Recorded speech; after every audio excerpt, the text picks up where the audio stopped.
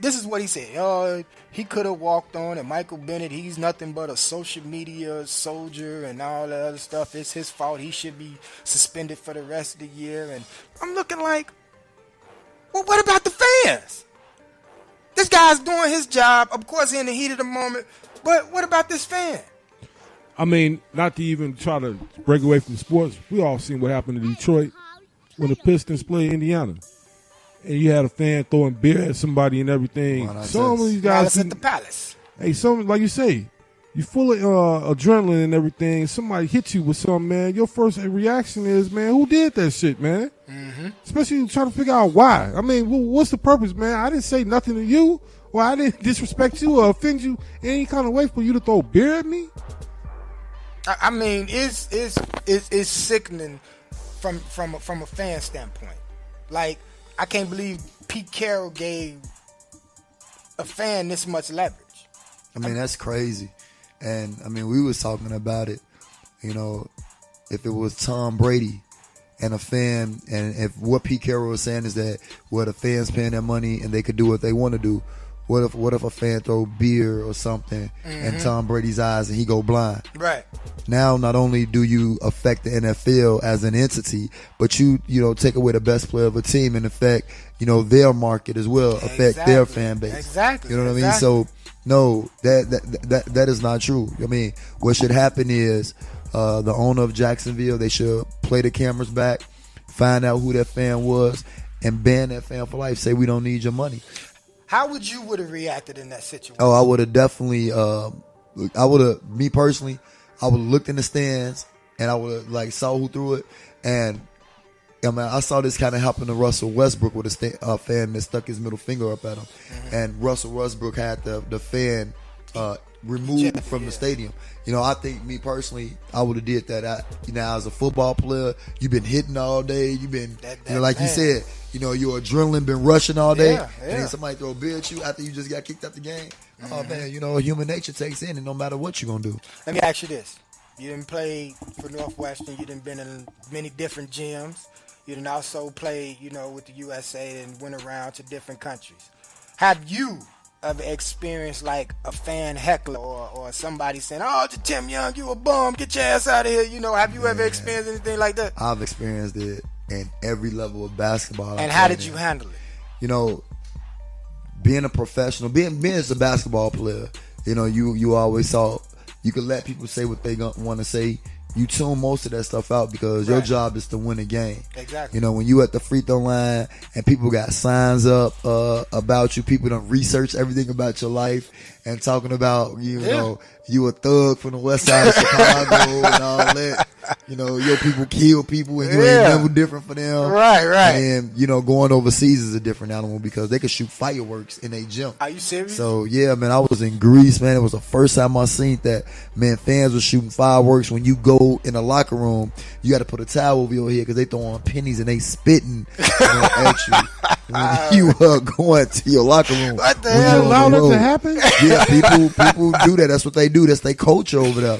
Man. And so, when you sitting in the bench, overseas they take their sports serious. They take it real serious, especially that soccer. It's like a little plastic cover over your bench. So when they throwing stuff and they throwing juice and stuff like that, it's gonna hit the plastic covering and everything like that. So you didn't come to see a basketball game. You came to see if you can doubt somebody. They come for target practice, man. But this is why you get paid the way you get paid, and then B, it just to me it was funny because I'm like, man, this is straight hood, right, red west type. And the way coming from Chicago, you kind of used to it, exactly. But man, it is disrespectful, and I think Deion Sanders and LaDainian Tomlinson said it best yesterday on NFL Live. They were just like, "Look, we not animals in the zoo. Don't throw nothing at us." Exactly. So because my thing is, if you would have saw that same 300-pound man on the street, you wouldn't have nowhere near Keep walking. Beer. You would have chugged that beer and put it in the garbage and got about your business, man. Exactly. So my whole thing is that in the heat of the moment, that's my excuse for him. He reacted like any natural human being would. I'm playing this sport, my adrenaline going, my team losing, and so my thing is I don't feel bad with what he did, but what Pete Carroll said and what Whitlock said and what a lot of these others said, those are people who just never been in that moment. And Whitlock, man, he's always said dumb shit. Pete Carroll really surprised me when you said he said that, though. Yeah, because I would think that Pete Carroll will go to bat for his players. But you got to understand that's how loose the Seattle Seahawks is. You know, they always surrounded with some type of turmoil every year in the football season. So that's probably the culture and the nature of their locker room. Well, that's why beast mode no longer there. Yeah, so, I mean, you didn't get a man of football on the 1 yard line because you want Russell Wilson to be the MVP and not beast mode. Right. And now you only got 1 Super Bowl instead of 2. Right. So that's just how it is, man. You know, with that. But we're gonna get into some music. Then we come back, man. We talking basketball. And get into this, man. Them Bulls, they streaking. Hey, man, I'm happy, man. You know why I'm happy? Because I done went through a lot of bullshit. Because I made a bet, man. I actually got a $100 bet with David Michael, man, that the Bulls would make the playoffs. And I ain't going to talk about it, man. We back y'all. Oh, they see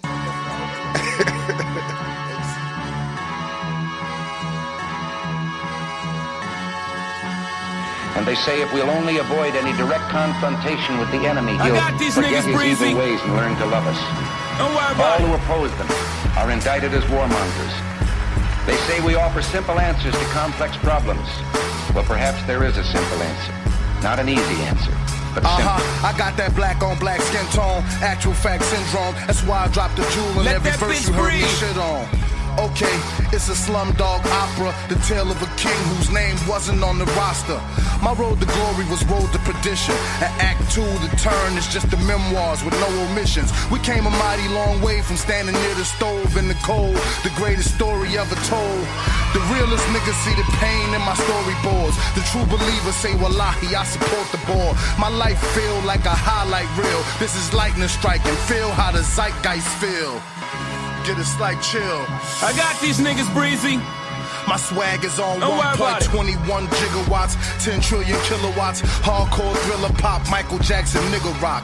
Google me, baby, understand where I'm coming from. My destiny's to hit a grand slam when my number come. All hail the lyrical, Grand Wizard Imperial. Nigga signed the dotted line with Hove, that's a miracle. And I ain't lead the thugs alone. The humble and meek will surely inherit the mud we own and shoot up every club we Let clone. that bitch breathe.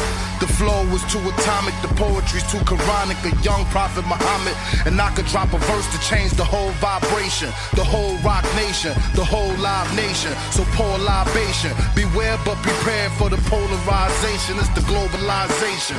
Want all the clergymen to notify Satan. I've been waiting, it's the notarization. I've been patient. I got these niggas breezy. Don't worry about it. 1,000 kisses to the haters cause they made me greater. 1,000 wishes from a million slaves to raise a savior. 1,000 visits to these dickheads at these major labels. From Big Daddy Kane to Big Daddy Kane and Abel. You pay a cost to be a boss, nigga. I paid the wager. Master both sides of the force. And plus I made my saber. Yes sir, I'm a soldier of love. Drowning all my sorrows and woes in the club. My white boys say that shit you spit last year, bro, was like a real fine Merlot in the cashmere throw. Some black chicks say he ugly. White women, they love me. My Asians and my mommies don't put nothing above me. I call it as it happened, the art of quality rapping. One autobiographical chapter could start up the rapture. And even though I walk in the narrow valley of death, all I see is green pastures, bitches screaming from the rafters. I got these niggas breezy. Don't worry about it.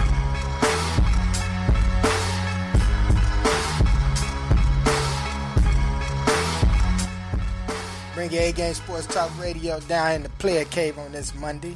Hope y'all out there being safe in the snow. Them sleek streets out here in Chicago. You know they ain't gonna hit it till later on tonight. So y'all be safe out there. Put a coat on.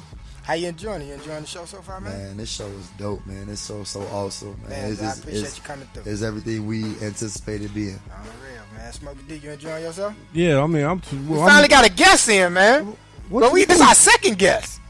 I'm talking for the sports show. He act like we ain't had this before. But I'm saying it's like the second guest. guess, man. I'm just saying, man. Well, I was just asking, man. Y'all have to, man. Why Y'all you trying to bust my balls? I ain't man? trying to bust anything, man. Hey, man, y'all been through what y'all talked about, man? Because you said, hey, man, this is what we envisioned, man. I mean, damn, I was left out that vision, man. What Oh man, no! Talking about him coming in and doing the sports radio shows on a regular, man. Dream. What did he say on that movie? Man? What Ludacris tell us how, man? Everybody got to have a dream. No, but yeah, I forgot. I did tell you about this, but No, I know you said he was gonna be down here more and more. Yeah, but that's all it is. But back here on Bring It A-Game Sports Talk Radio. We didn't talk NFL football in this first hour. We live on Facebook. Y'all can call in 708-328-8923. We're going to get into NBA basketball. We got a host of NBA games coming on tonight. First and foremost, we got the Bulls. They playing the Celtics right now. The Bulls up 56-42. That's big. And Hippie think they streaking, you know what I'm saying? Hey, man, they might be streaking tonight, man. You never know. If they hit these three, then At halftime, the shirt is off. Yeah, 6:42, so the shirt is off. Like I say, man, if they get three, I give it to them, You got Mirotic back, so you got back. more depth. Marketing is playing out of his mind. Mirotic leading the way with 16 points, by the way. Yeah, shooting that thing good. Obviously there's been some type of amends and some conversation, some dialogue between he and Portis where they can coexist now. And maybe even humbling experience because, I think with Mirotic, after D-Wade left, he probably felt that he was entitled to the team and guys didn't respect him like that. And so, his threatening to leave the team was like, bye. And it was like, oh, snap. Especially with the way marketing been playing. Yeah, I want to ask that question, man. With him coming back, Mirotic, does that kind of throw marketing out of whack? Because they play the same position, right? Nah, marketing is still getting his minutes. You can move Mirotic to the 3. I think the person that hurt more so is Zipser because he was getting a lot of minutes. So Zipser minutes go down, but man, that stud man out of Arizona, you can't take him off the court. So I think Zipser minutes go down a little bit. Valentine minutes. I think he stayed the same, but no, it's 48 minutes. It's definitely time for Mirotic and marketing to be out there together. So how do you think that will work? You got your ball handlers bringing the ball up. You got Dunn, you got Valentine, you got Grant. So those are your ball handlers when they're in the game. You got a pick and pop. You got 2 pick and pop guys in marketing and Mirotic. That you could play when you come down in your sets, and then a pick and roll all day with that big fella down low. Like the front court of the Bulls has been serving. You know what I mean? Portis, marketing. Mirotic and Lopez has been killing. It's just been really the guard play. Right. So your excitement about Levine coming back is definitely good. I mean, it's something that you can look forward to. But Dunn is growing. Yeah, Dunn is coming. His presence. See, I'm excited about Levine coming back because his presence on the court is going to open up a lot more for the other players around him. Because before Levine got injured, he was averaging about 22 points a game. So he was on his way to getting to that NBA type ready.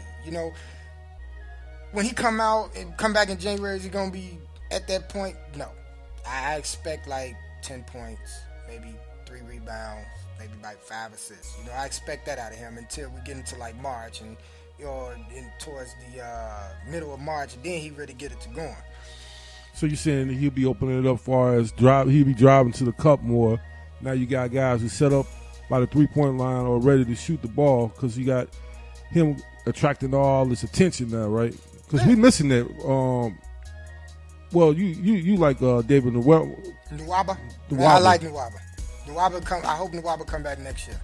And I haven't seen a lot of the games, but he drives to the cup a lot, right?